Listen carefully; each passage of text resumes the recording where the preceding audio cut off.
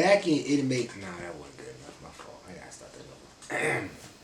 Back in It'll Make It Clear. It's your host Rob Lowe bringing y'all another Humble Yourself episode with DJYoWill this time. Oh yeah. What's up with you, bro? What's the word?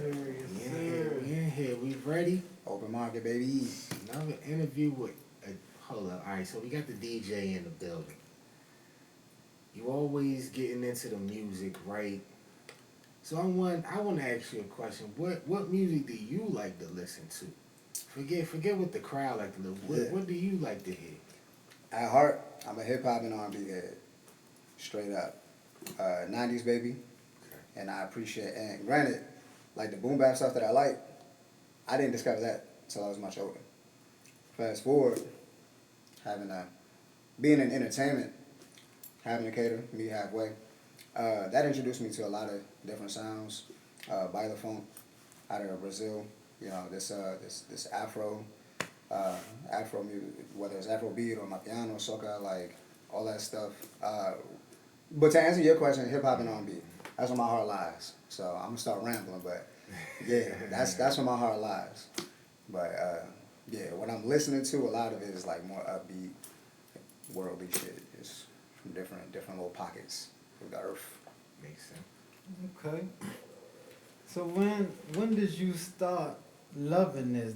Was it like downloading LimeWire, you know, putting the CDs, going to the party, Morpheus putting the like CDs shit out there? You know, when did this kick off? The iPod, you know, you had the latest iPod, you cranked it at the party. When did this kick off for you as a DJ? I didn't get into DJing to 2016, but like growing up, I'm the youngest of four, so they was putting me on a lot of shit. And my older brother, I only have one brother. Older brother, he got me about 6 years. So like that's a decent little gap when, you know, he's a teenager and I'm a kid that looks up to his older brother. He put me onto a lot of the music. So we're talking hip hop and R&B, early 2000s, and as far as like collecting music, I was really just using his CDs that he got burned. That he burned. Eventually, like when I got a little older and I learned that, you know, you can make your own CD. You just buy CDs, you upload them to this or whatever. Because when it first started, it was the homie that knew how to do that. I didn't know nothing. I just knew my brother was getting CDs made. They would even print out the little cover. I remember he did the Cry Mob joint. I forgot what the album was called, but he got the album burnt and then he printed out the cover and just like slipped it in a little plastic case. But yeah, all this stuff is just accumulated over time.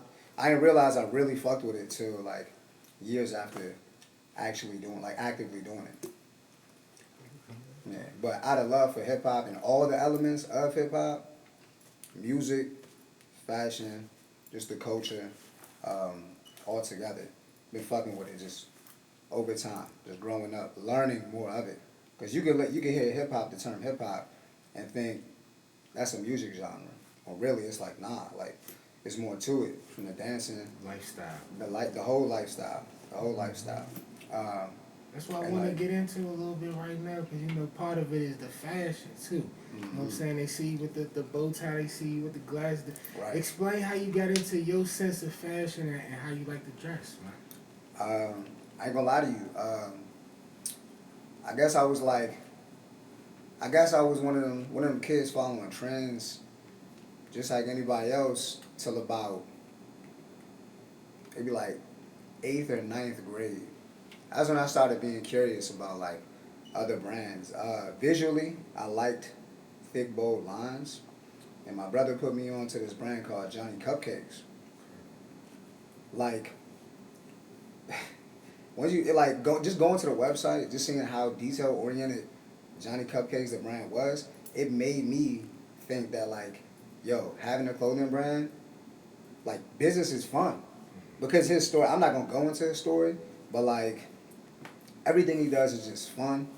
It's for the people, and again, visually, I like the designs. So that just piqued my interest as far as design goes. Even collecting sneakers when I was younger. Design. So big shout to Tinker Hatfield because he's one of them like instrumental designers in the sneaker culture that he just did his thing, man. He made most of our favorite Jordans, straight up. But my bad, not to get lost. Detail oriented Johnny Cupcakes. It made me appreciate details. And I don't know if you've ever heard of lookbook.nu. It was like it's a platform where people literally just posted photos of them modeling their clothes, and you could pretty much like tag each piece of your of every article of clothing and say where you got it from, and being on that website and actively like uploading stuff on that showed me like fashion from around the world. You know what I mean? It wasn't just like what my manager's wearing, what the trend is here. It was like, again, it was just all over the world. So, and then you got people like Pharrell, who are just like iconic, Nego, just, I mean, and the list goes on, bro. But you know, there's just like anybody's inspired by their favorite artist. There's just people out there, iconic, Kanye West. But people like, yo, that's, but also you gotta wear your clothes. I think a lot of times people aren't wearing their clothes and you look uncomfortable. So I know that's like. That's why I'm wearing all facts and stats shit. Nah. Nah, you good. Nah, but I'm saying like people, Pharrell, shout out to Pharrell. Like this shit, Pharrell, he can wear anything he wants. He wears his clothes. Anything he wears, it's gonna look good. It don't matter what he's wearing. He wears his clothes, and it's not just him. Many people are like this. It's just being confident in what you're wearing. And I had when I was in high school, when I really dove into it, because I took a fashion tech class. When I was in high school, people was actually questioning whether or not I was gay, and it's like, damn, like I can't even experiment with different clothes, cause you know what I'm saying. But that was instrumental because it gave me tough skin. And moving forward, it was like, y'all can't say shit. Like I'm just wear what I want to wear.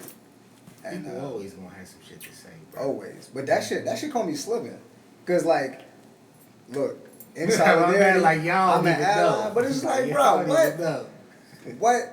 And it's like, I get it, cause you know, I mean, I took the fashion tech class. I'm making clothes. I'm dressing different. Like really, again, like. In correlation with Lookbook, that website I'm telling y'all about, you gotta understand, like, I was on that shit. Shout out to, you know, even that time, Tumblr was popping. Like, I'm looking at this shit on Lookbook, and then I'm inspired, and then I try to wear some different shit at school, and people are like, what the fuck? Like, type of weird shit you want. So that's what I went through when I was younger. And eventually, I'm just like, bro, as I got older, like, yo, I always respect different. Like I always like rocking shit that I don't never see other people rocking either. Go ahead though. The words of Brandon Marshall, man. It's time to get messy. I'm gonna water it down a little bit. Nah, don't do that. Don't do that. Nah, I got to. I got to show love and respect, you know. So, Open Market is the first place in DC where I know you can get all love from, right? Now, being a DC native though, it's hard in DC getting love when you go into different little clubs and sceneries and stuff like that. And I see my man DJYoWill be out there everywhere, New York, LA, whatever the case may be, he is there. So what is the toughest spot that you played at?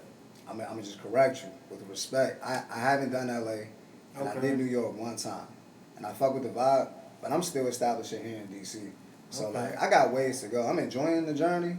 Like I'm loving what's going on right now, but it's still the beginning. So like I haven't got to travel as much. So as far as DC though, like best and worst spot. Not best and worst. Let's go best. Nah, he said worst. Best and toughest. Best and toughest. Nah. You want to be able to come back, right? You know what I'm saying? What it is. All right. How did that Open Market? Nah, cause Too easy. Yeah, so shit. My favorite places right now to spin at, definitely I did Looking Glass last night. I have a blast. Again, describing the vibe in there, how it's a community. There's no ego, and like people just being open minded. I really fuck with DJing at Looking Glass. I fuck with DJing at St. X. Shout out to Eddie, the owner. He's really like invested in the DJ culture. Like he's really invested. Like there's a reason why St. X has the types of parties and brings in the types of entertainment that they do. Metro Bar, I've only done Metro Bar one time, and I'm about to do Metro Bar on Wednesday for the second time. I love Metro Bar, bro. The people from the staff, it's outdoor. The vibe altogether is different. You know, it's seasonal, but those are some of my favorite places right now to spin at.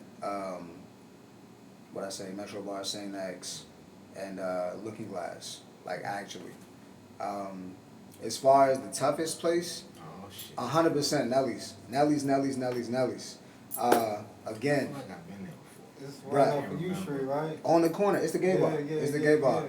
Big shouts to Nelly's in the gay community, but bruh, babe. That's tough. My girl hears this the most. It's tough because it's just, as far as ego goes, a lot of people in there, man, they want what they want. I can't really get creative with my sound at Nelly's. They don't like remixes. They don't like too many genres. They just want to hear Nicki, B, Cardi, all this hot girl shit. And it's like, that's cool. That's cool. Obviously, like, that's cool. But, like, that's all they want, bruh. That's all they want. It doesn't make DJing fun for me. But I cannot complain because I am DJing for work. You know what I'm saying? As my job. So, you know. Make the fight different colors. Yeah, man. It's like that. One more. Close it out. No, I just want to say something real quick because it threw me off, so I just got to let them know, right? L.A., Miami, Houston, who else you got out there? Utah, we'll go to motherfucking Paris. All y'all need to link up with my man DJYoWill. You know what I'm saying? Because y'all moving too slow. Hop on the train. Hop on now, man. It's going to happen when it's supposed to. It'll definitely happen when it's supposed to. I'm not forcing nothing.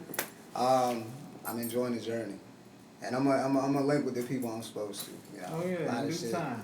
Yeah, I definitely Facts and stats is part of the journey, man. We definitely gonna have you back on though, bruh. Thank you, bro. DJYoWill. Yes, sir.